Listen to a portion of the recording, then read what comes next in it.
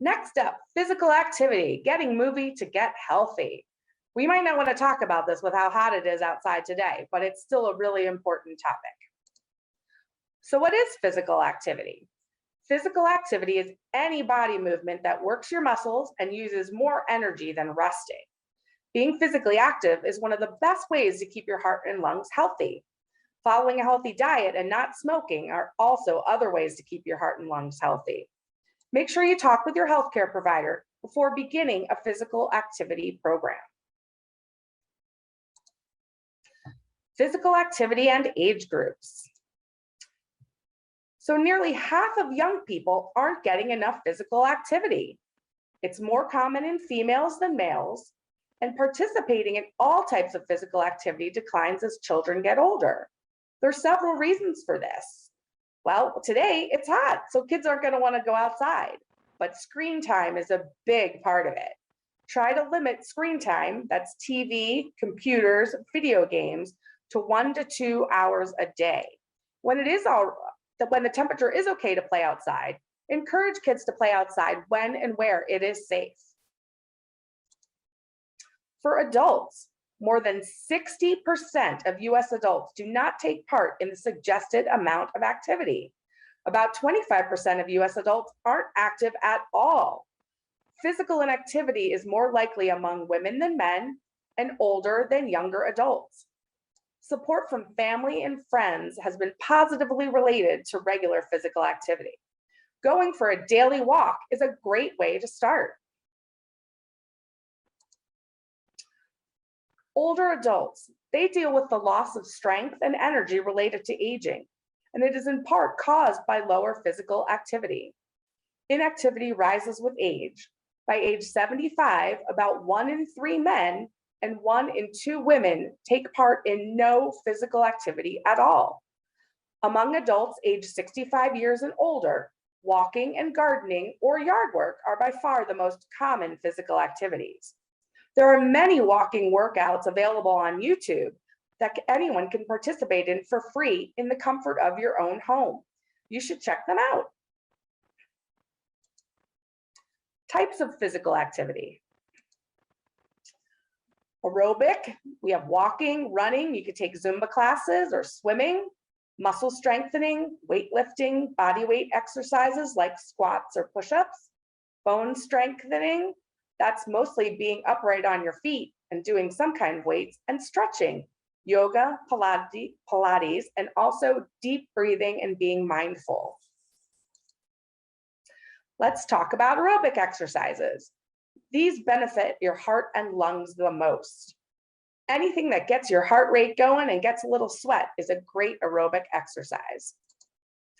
Muscle strengthening helps you increase or maintain your muscle mass and strength. The more muscle you have increases your metabolism, which helps with weight loss. Bone strengthening builds healthy bones and keeps them strong. This is especially important for elderly women who deal with osteoporosis. Stretching, touching your toes. Ugh, if only we could all do that. It improves your flexibility and your ability to fully move your joints. And as you get older, keeping your joints flexible is very important in being able to continue to care for yourself. Benefits of physical activity. Physical activity controls your weight. Both diet and physical activity play a large role in controlling your weight. It lowers your risk of cardiovascular disease. Heart disease and stroke are 2 of the main causes of death in the United States. Regular physical activity can also lower your blood pressure and improve cholesterol levels, which will help lower heart disease and stroke.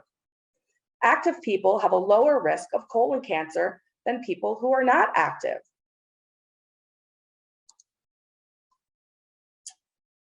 Physical activity also increases your chances of living longer. Only a few lifestyle choices have as large an impact on your health as physical activity. People who are active for about 7 hours a week, that's only 1 hour a day, have a 40% lower risk of dying early than those who are active for less than 30 minutes a week. You don't have to do high amounts of intense activity to reduce your risk of early death. You can put yourself at lower risk of dying early by doing at least 150 minutes a week of moderate intense activity. That's less than 30 minutes, and all you need to do is go for a walk. There are so many benefits of physical activity, some more of which we've listed here. Strengthen your bones and muscles, improve your sleep, raise your energy levels, improve your ability to do daily activities, and to avoid falls as you get older. One benefit I think is great is being able to build relationships and community through exercise. You go for a walk with a neighbor, attend a class at a gym, or just participate in playing cards with neighbors and getting outside and doing something together. Section 4, talking with your doctor about activity. You should work with your doctor to come up with a physical activity plan that matches your abilities. Those with chronic conditions such as arthritis, diabetes, or heart disease should find out what these conditions limit in any way your ability to be active. Start slowly. Cardiac events such as heart attack are rare during physical activity. It's important to start slow and gradually increase your level of activity. The bottom line is the health benefits of physical activity far outweigh the risks of getting hurt. Kids should do at least 60 minutes or more of physical activity daily. Any type of activity such as running, playing at a park, going for a bike ride, swimming, participating in sports, all of those can count towards the suggested 60 minutes or more. And remember to limit screen time to no more than 2 hours a day of TV, computer, and video games. Some physical activity is better than none. Inactive adults should slowly raise their activity levels, and people gain health benefits from as little as 60 minutes of moderate intense activity per week. Older adults who do any amount of physical activity gain some health benefits. If older adults are inactive, they should slowly raise their activity levels and avoid intense activity at first. Make sure you include balance exercises to lessen your risk of falling. If you have a chronic ongoing illness, such as heart disease, lung disease, or diabetes, please ask your doctor what types and amounts of activities are safe for you. Staying active. Physical activity is a large part of a heart-healthy lifestyle.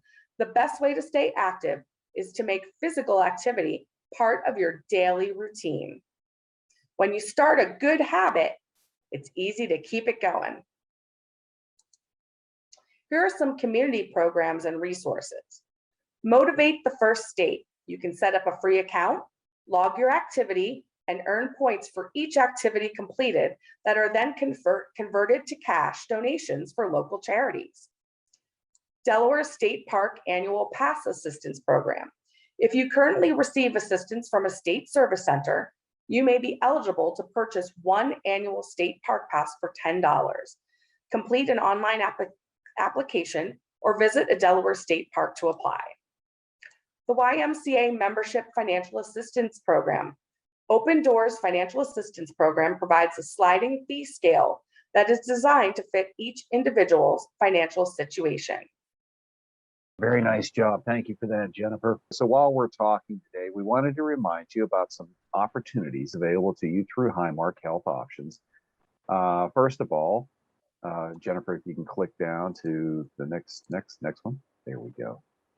Our Highmark Health Options nurse line, 1-844-325-6251 is that number. And you can go there 24/7 to hhoonthego.com as well for virtual visits. We also have our health awareness series, of which you're a part of today. Our next presentation is on July 27th. We're going to talk about prenatal and postpartum care. Very critical in taking care of yourself and your child, both on the front and the back end of that process. So hopefully you'll join us, or let a friend know if you have a friend who is going through pregnancy right now. If you want to take all comers and share that important information. On August 24th, we're going to talk about the importance of immunizations. And in September, we're going to talk about mental health. We've all been dealing with those types of issues because COVID has kind of run us through the ringer. So hopefully you'll pick up some good tips and tricks for staying in good mental balance. Our Member Advisory Council, we want you to join. So please join the Member Advisory Council. You can sign up to join the Member Advisory Council to learn what is happening with Highmark Health Options. And best of all, share your thoughts with us, make suggestions, ask questions, and get a $10 gift card with our thanks for every meeting you attend. The council is a group of health plan managers and staff, health plan members, and member caregivers. We formed the council so members like you can tell us your ideas. And by joining, you'll have a chance to talk about your concerns with a variety of people. And you can tell us how we're doing. Your feedback can enhance the services and quality of care given to all of our Highmark Health Options members. The MAC meets on the last Friday of most months at noon. Meetings are virtual, so you can join by clicking the link on your cell phone. We'll send you the link in an invitation to all council members. To join the MAC, call a member advocate at 855-430-9852. And I believe that concludes our time this afternoon. So we want to thank you again for taking the time to join us. We look forward to seeing you again very, very soon. Until then, bye-bye.